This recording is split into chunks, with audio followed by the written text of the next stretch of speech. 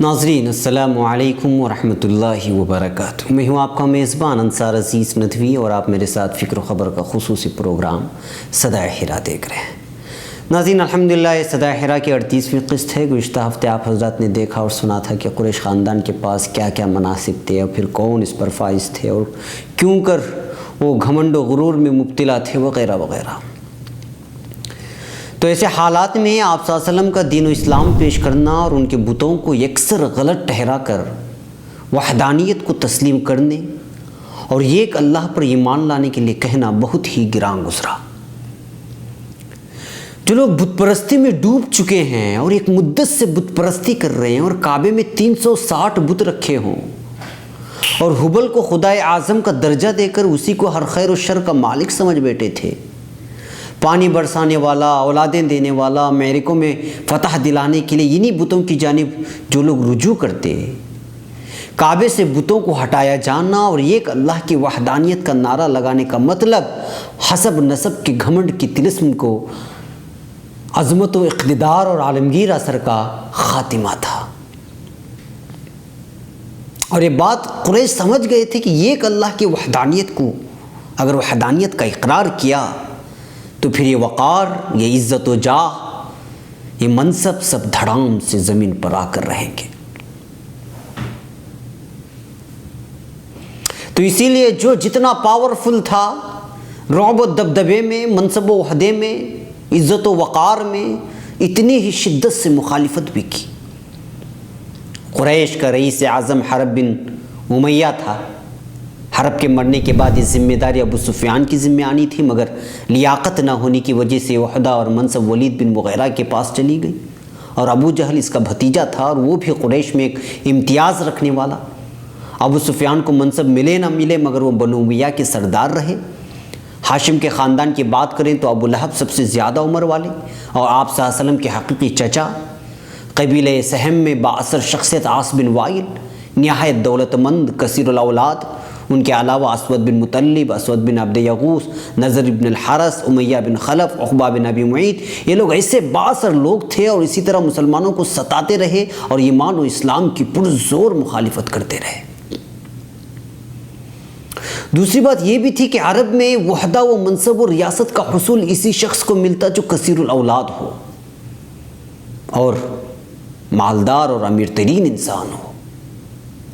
یہاں آپ صلی اللہ علیہ وسلم دولت کے غبار سے دور تھے اور آپ صلی اللہ علیہ وسلم کا دامن پاک تھا، تو وہیں اولاد میں سے ذکور یعنی ایک بیٹا بھی زندہ نہیں تھا اور بچپن میں ہی فوت ہو گئے تھے۔ مال بھی نہیں، اولاد بھی نہیں، اس لیے قریش اس کا بارہا تذکرہ کرتے تھے کہ جس کو قرآن میں بھی بیان کیا گیا ہے۔ دیکھیے زخرف کی 31ویں آیت جس کا ترجمہ ہے کہ وہ لوگ کہتے ہیں کہ قرآن کو اترنا تھا تو ان دو شہروں میں سے کسی رئیس اعظم پر اتر تھا، یعنی مکہ یا طائف میں سے کسی مالدار کو یہ نبوت ملتی تو بات بنتی۔ مخالفت کی تیسری وجہ یہ بھی تھی کہ قریش کے لوگ عیسائیوں سے فطری طور پر نفرت کرتے تھے اور اس کی وجہ ابرہہ تھا جو کعبے کو ڈھانے کے لیے آیا تھا۔ یہی وجہ تھی کہ وہ عیسائیوں کے مقابلے پارسیوں کو زیادہ پسند کیا کرتے تھے۔ اس زمانے میں جب ایران اور روم کی جنگ ہوئی اور ایران کی جیت ہوئی اور رومی ہار گئے تو قریش نے جشن منایا تھا اور مسلمان غمزدہ ہوئے تھے، جس کا تذکرہ قرآن میں ہے۔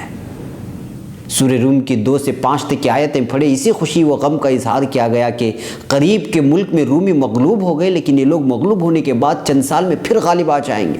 خدا ہی کو اختیار ہے پہلے بھی اور پیچھے، اور تب مسلمان اللہ کی مدد سے خوشی منائیں گے۔ دراصل اسلام اور نصرانیت میں اس دور میں تھوڑی باتیں مشترک تھیں۔ سب سے بڑھ کر اسلام کا قبلہ بیت المقدس تھا۔ شروع کے دور میں ان تمام چیزوں کو دیکھ کر قریش سمجھ رہے تھے کہ آپ صلی اللہ علیہ وسلم عیسائیت پھیلا رہے ہیں۔ مخالفت کی چوتھی وجہ خاندانی رقابت تھی۔ بنو ہاشم اور بنو امیہ یہ قبیلے بڑے ممتاز تھے۔ عبد المطلب نے اپنے زور آور اثر سے بنو ہاشم کا پلہ بھاری کر دیا تھا۔ آپ صلی اللہ علیہ وسلم کی نبوت کو خاندان بنو امیہ ہمیشہ اپنے رقیب خاندان ہاشم کی فتح تصور کرتا تھا۔ اسی لیے سب سے زیادہ جس خاندان نے آپ کی مخالفت کی وہ بنو امیہ کا خاندان تھا۔ عقبہ بن معیط جس نے آپ صلی اللہ علیہ وسلم کی دوش پر نماز کی حالت میں اونٹ کی ووجھڑی لا کر ڈالی تھی، وہ بھی اسی خاندان سے تعلق رکھتا تھا۔ دوسرا خاندان جو بنو ہاشم کے برابر خود کو سمجھتا تھا وہ بنو مخزوم تھا، اور ولید بن مغیرہ اسی خاندان سے تعلق رکھتا تھا اور رئیس تھا۔ ابو جہل کی ایک تقریب اس بات کی دلیل ہے کہ سیرت النبی کے حوالے کے ساتھ یہ بیان کرتا ہوں میں کہ ایک دفعہ اخنس ابن شریق ابو جہل کے پاس گیا اور کہا کہ محمد صلی اللہ علیہ وسلم کے متعلق تمہاری کیا رائے ہے؟ ابو جہل نے کہا ہم اور بنو عبد مناف یعنی آل ہاشم ہمیشہ حریف مقابل رہے۔ انہوں نے مہمانداریاں کی تو ہم نے بھی کی، انہوں نے خون بہا دیے تو ہم نے بھی دیے، انہوں نے فیاضیاں کی تو ہم نے ان سے بڑھ کر کی، یہاں تک کہ جب ہم نے ان کے کاندھے سے کاندھا ملا دیا تو اب بنو ہاشم پیغمبری کے دعوے دار ہیں۔ خدا کی قسم ہم اس پیغمبر پر کبھی ایمان نہیں لائیں گے اور نہیں لا سکتے۔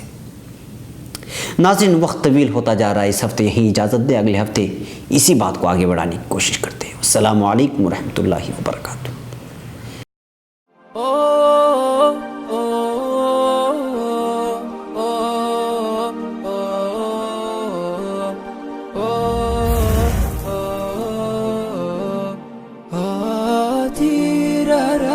تیرا